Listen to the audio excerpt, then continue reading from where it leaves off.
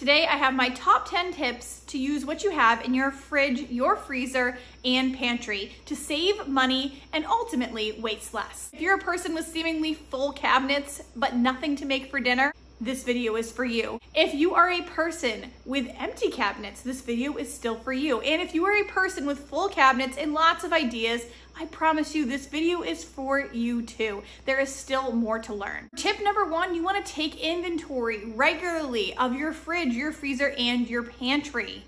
It is true that if you don't know what you have, you can't use what you have. Now, a pen and paper work just fine for this. A dry erase board is actually really nice too. I've actually laminated the sheets in my stick to your budget checklist. There's actually freezer, fridge, and pantry inventory sheets. When I laminate them, I can use an expo marker or a dry erase or wet erase. And that way, each time that I use something, during the week, I can actually cross it off for next week. So I have a running list. So you can actually purchase a laminator if you don't have one, or you could get them laminated at Staples. I do hope to have some more of a binder version of this for purchase in the future. But right now, it's just the free stick to your budget checklist, which you can download down in the description box. I just feel like knowing what you have on hand is really half the battle. Tip number two is to stay stocked. Now, this is for all of you with those empty pantries. It's true if you don't have anything, you can't make anything. Having food for snacks or meals that is outside of your regular meal plan can really help you when you're in a bind. Sometimes plans change and you need a quick meal. Sometimes financial things come up where you need to stretch going to the grocery store for a few more days. And if you have stuff on hand, you don't have to worry about that.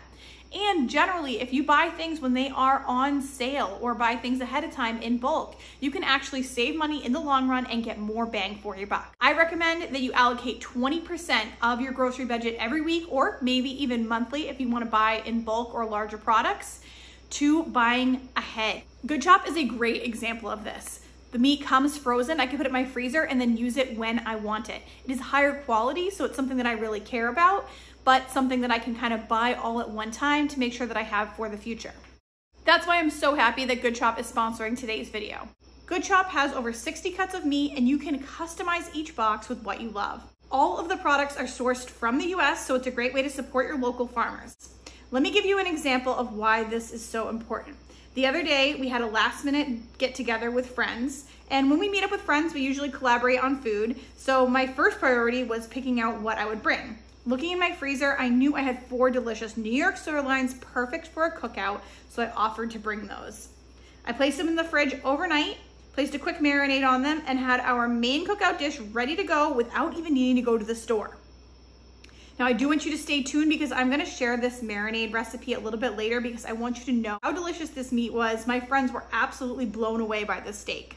Good Chop is so confident that you're gonna love their meat that they offer a 100% money-back guarantee.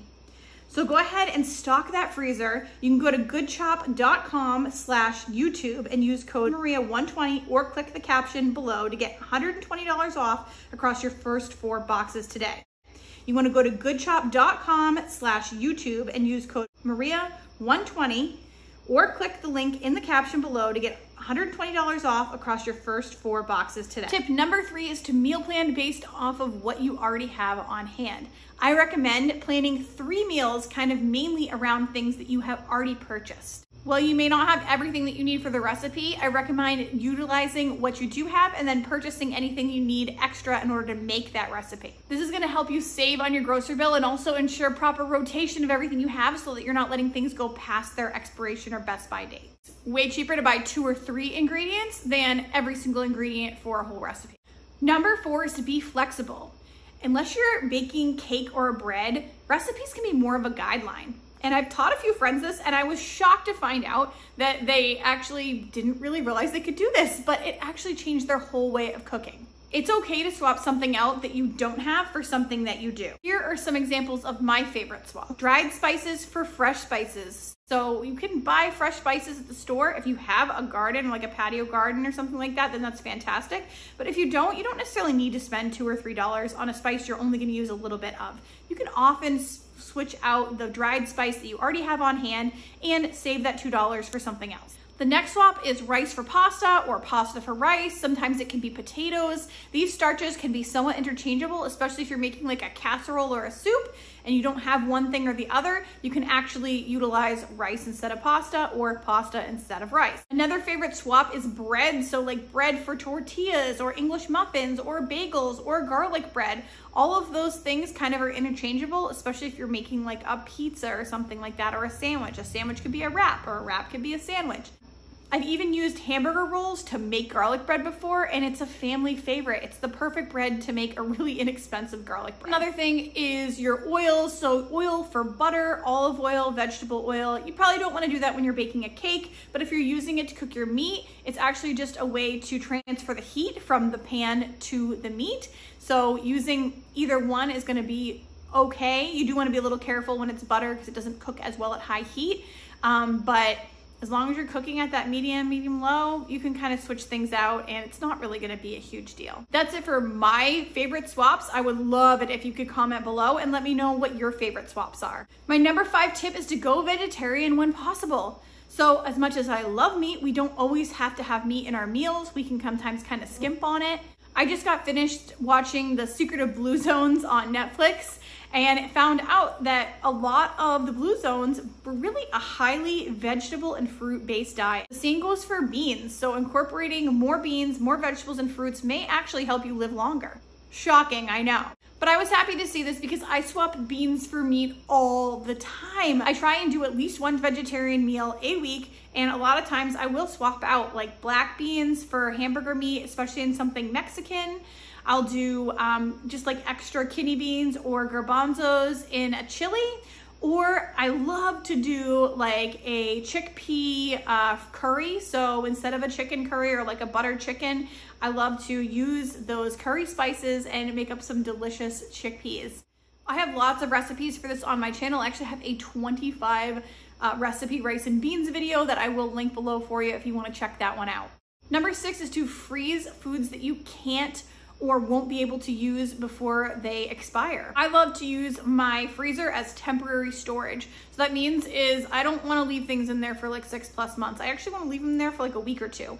A lot of times I'll throw in our leftovers that we couldn't get to that week, put them in the freezer. They're still good and you can just microwave them to eat as a lunch the next week or when you have a chance. Same thing as like you could use those leftovers for a whole nother meal sometimes. I do the same thing with dried beans, so I will make extra beans and I just put them in the freezer so that they're ready to go. It's a lot cheaper for me to cook dried beans from scratch than buy the cans, and I just like them better, so I end up having more and I'm ready to go the next time that I want to do one of those swaps. It also works for meat like crazy, so you know when you buy something and you just don't get to it, right? Something comes up, you end up having one of those pantry meals from earlier, and you have extra meat that's now going to go bad.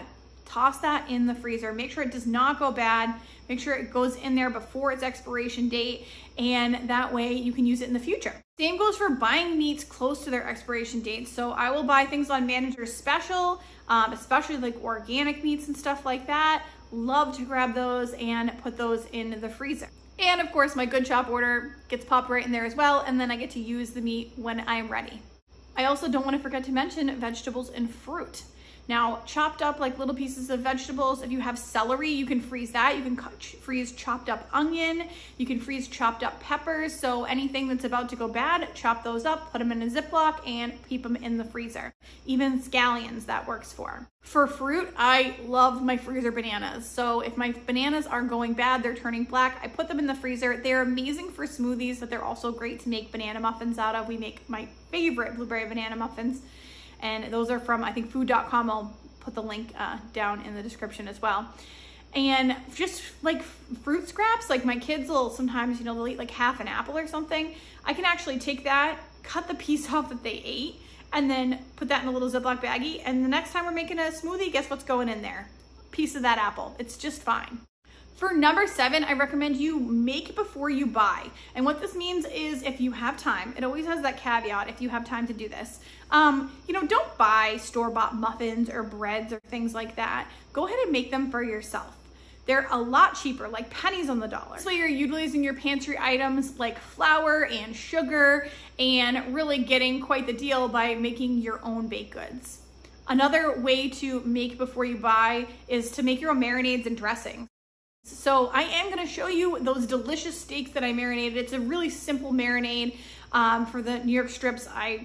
It's out of this world amazing, and you don't need to buy a marinade to do it. I just used what I had on hand because it was a last minute choice to make these steaks, and it was fantastic. So when I do this, I just throw together a quick marinade. We're using a half a cup of olive oil, a third a cup of soy sauce, a third a cup of red wine vinegar, quarter cup of Worcestershire, 2 tablespoons of garlic powder or fresh garlic, a couple tablespoons of dried basil, and about 1.5 teaspoons of dried parsley. I have my defrosted steak. This will work with any steak that you have. If you're planning to grill out, or you'd like to grill out, you don't have to go to the store and spend like $100 on food or something just for one weekend. I already have stuff on hand to make it work. And I didn't go buy a marinade either. I just made it out of, you know, what I have.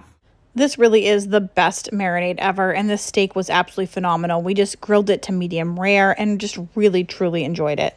Number 8 is to make extra, and this is for those of you out there that don't have a fully stocked pantry or extra items already. This is a great way to make sure that you do have things for future use. So you can't use a pantry if you don't have a pantry.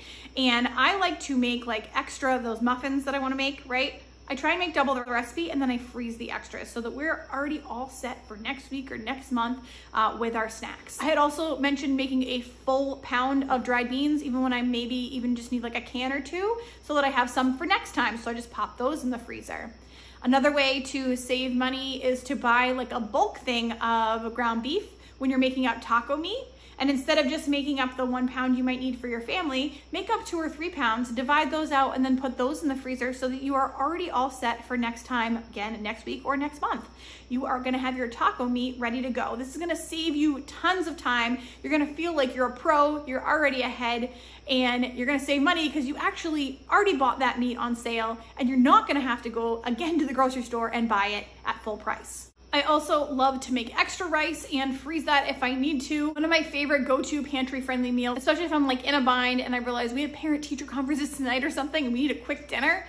I love to cook up a little bit of rice, a fried egg, and some soy sauce with a little veggies on the side or like mixed in. Delicious. Feels like you're at a restaurant. Incredible stuff, super inexpensive, and so fast. Having the rice already in the freezer, I can just microwave it and we're ready to go. My number 9 way to use what you have on hand already is to add in extras. So if your recipe for a fried rice says to add peas and carrots per se, but you have some peppers, some onions, some carrots, we already have carrots, mushrooms, add in those little tiny scraps that you already have right into the dish that you're already making. Pasta dishes are great for this, rice dishes, any casserole. They're never gonna be like super sad because you added extra vegetables. Just add them in, they're gonna give extra flavor, and you're not gonna be throwing anything out. Another way I like to use extra veggies and fruit is to slice them up and offer them as a snack or put them with dinner as a side. So a very simple side dish is just to have some pieces of vegetables or some like bowls of fruit. I like to do that especially at breakfast, like utilize the fruit that's going bad first. Be like, this is what we're having with breakfast today. You don't get to choose.